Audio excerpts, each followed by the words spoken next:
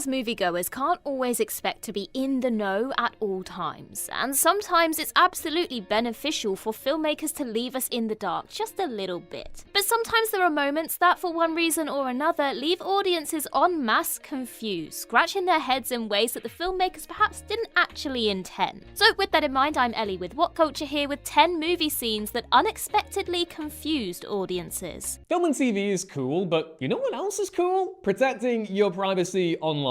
Scan the QR code or click the link in the description and get up to 76% off a 2-year NordVPN plan, plus 4 months free and up to a $50 Amazon gift card if you sign up today. I'd make that deal. Damn good deal. Number 10. Thor takes a bath in Avengers Age of Ultron. Avengers Age of Ultron features perhaps the single most confusing scene in the entire Marvel Cinematic Universe, when Thor enters a body of water referred to as the Water of Sight, and witnesses visions of Asgard's destruction, the Infinity Stones, and the creation of Vision. It's a brief and bizarre sequence which sticks out like a sore thumb in the movie, enough that many fans correctly assumed that it was trimmed down from a larger set piece. The longer deleted scene shows Thor being possessed by the Norns, a group of female beings who can see the future and manifest within the Water of Sight. But because the scene played poorly with test audiences, Marvel executives insisted that it be heavily trimmed down. While it's fair to say that the scene gives Thor the idea to bring Vision to life later on, its state in the final movie is so rushed and glossed over that it's ultimately more confusing than illuminating. Number 9. Belle's closing monologue in No Country for Old Men. No Country for Old Men is anything but your typical crime thriller, with the Coen brothers intentionally subverting what casual audiences will typically expect. Case in point, the movie doesn't end with the one hero left standing taking down the relentless assassin, but instead retiring from the job and appreciating that he doesn't have what it takes to face him. The unexpected final scene sees Belle detail 2 dreams he had to his wife, one of losing money given to him by his father,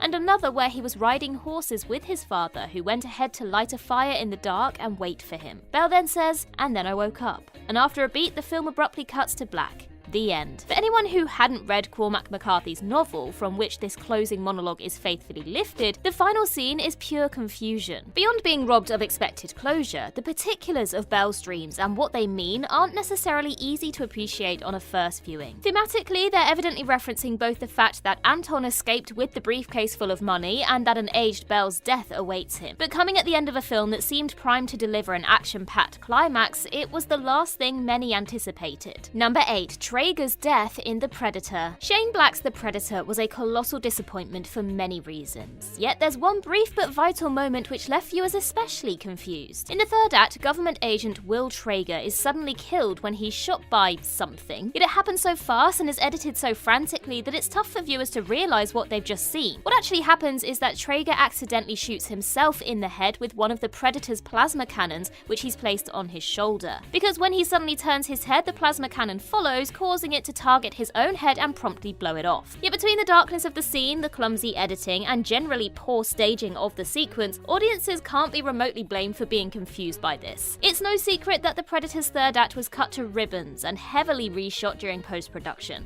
so this wonky death scene could be a direct result of that. Either way, it's an oddly amateur moment coming from such a skilled filmmaker. If the intent was to make Traeger's accidental death darkly hilarious, then Black categorically failed and simply left everyone wondering what the hell happened to him. Let us know in the comments down below, did this scene confuse you as well? Number 7. Aliens or Mecca in AI Artificial Intelligence. An impressive number of people think that Steven Spielberg's AI Artificial Intelligence ends with childlike android David being excavated from a glacial far future Coney Island by a race of aliens. Except that's not quite true. The entities which pull David out of the ice are robots, or more specifically an evolved form of the humanoid Mecca encountered throughout the rest of the movie. Though this isn't directly spoken in the film, it's nevertheless heavily implied, especially when we see the entities communicating telepathically, suggesting that they're descendants of the Mecca. All the same, some casual moviegoers were led to believe the creatures were aliens, perhaps in part due to their bodies bearing a decent resemblance to stereotypical grey extraterrestrials. While attentive viewers should appreciate that the group aren't aliens, it's a reasonable enough mistake to make during your first viewing. Number 6. Neo meets the Architect in The Matrix Reloaded. Even with its more philosophical philosophical approach throughout, The Matrix Reloaded ends up swallowing its own tail during the climax,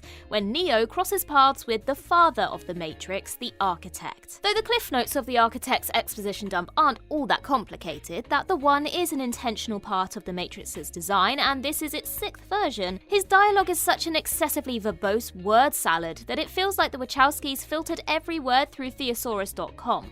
I mean, just listen to this. Your life is the sum of a remainder of an unbalanced equation inherent to the programming of the Matrix. You are the eventuality of an anomaly, which despite my sincerest efforts, I have been unable to eliminate from what is otherwise a harmony of mathematical precision. While it remains a burden assiduously avoided, it is not unexpected, and thus not beyond a measure of control, which has led you inexorably here. To audiences in 2003, the sequence was a major head-scratcher, and honestly, it still is. That was hard to read. While it's certainly in character for the Architect to speak in such loquacious terms, when it ends up pissing the audience off through their inability to comprehend what's going on, it was probably a mistake. Number 5. Did the Joker say 6 or 10 in The Dark Knight? Those who were terminally online back in 2008 might remember the hilarious debate which emerged among viewers regarding a certain line mouthed by the Joker. After the Clown Prince of Crime is captured by the GCPD, a cop angrily tells him that he killed 6 of his men, at which point the Joker mockingly mouths a number back at him. Some believe that the Joker mouthed 6 at him, as if to say, wow, 6? While others claimed that he actually mouthed 10, correcting him on the number of his colleagues who were actually slain. Believe it or not, this was a whole thing back in 2008,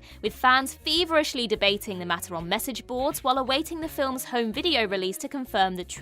But even though the DVD's subtitles clarified that yes, the Joker did indeed say 6, some still swear blind to this very day that the subs are wrong, and in fact Heath Ledger said 10. Well, take a look for yourself. What do you think? Does he say 6 or 10? You decide. Number 4. Lisa's mother's breast cancer in The Room. The Room may be a bad movie, albeit gloriously so, yet the narrative isn't particularly challenging to understand, save for one bizarre subplot which is raised and then never circled back to. Early on in the film, Lisa's mother Claudette tells her daughter in a weirdly casual tone, "I got the results of the test back, I definitely have breast cancer." We as audience members naturally expect this bombshell to be dramatically important later in the movie, and yet it's never brought up again, leaving viewers to wonder why the hell it was in the script at all. While some have dubiously argued that the director meant for this line to indicate that Claudette is an attention-seeking sociopath, it's much easier to believe that it formed part of a subplot that was ultimately cleaved away during post-production. Either way, it's an incredibly odd inclusion in the film, albeit one that fans would absolutely miss were it not there. Number 3. Lando talks to Jana in Star Wars The Rise of Skywalker. Star Wars The Rise of Skywalker ends with an epic celebration as the heroes toast the defeat of Emperor Palpatine and the Final Order. But one specific interaction immediately left fans debating what the hell J.J. Abrams' intentions were. Lando Calrissian is approached by one of the movie's new characters, Resistance fighter Jana,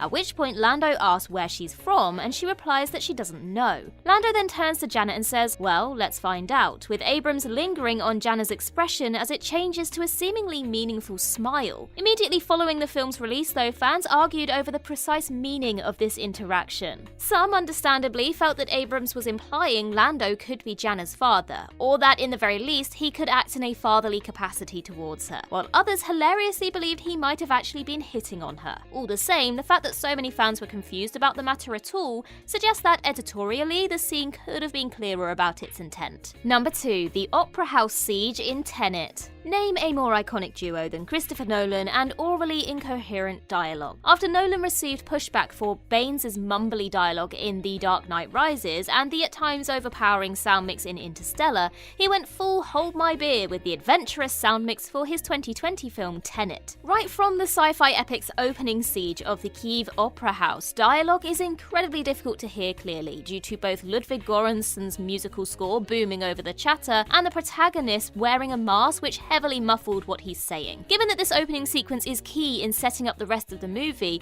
it left many viewers infuriated that they had no earthly idea what the hell was going on. Nolan has famously defended his impressionistic approach to sound mixing, even calling moviegoers conservative for, having the gall to desire clearly audible dialogue. Number 1. The Spider in Enemy. Denis Villeneuve's Enemy is a delirious, entrancing film about a college professor, Adam, who discovers his own doppelganger. And while there's an undeniably surreal real tenor to the movie throughout, it nevertheless is relatively easily understood in pure narrative terms. That is, until that terrifying final scene. The movie's ending sees Adam assume the life of his double, Anthony, who has been killed in a car crash. But just as Adam enters the bedroom where his wife, Helen, is, he finds her replaced with a gigantic tarantula, which upon seeing Adam cowers into the room's back wall. The end. It's an absolute WTF ending any way you slice it, and has been dissected to death by film fans in the pursuit of uncovering a concrete meaning. Some believe that the spider is representative of Adam's oppression, or that it may embody his own fear of commitment, and on a broader level of women. There's certainly no concrete answer, and Villeneuve has shied away from discussing the ending in much detail, ensuring it's still passionately debated a decade later.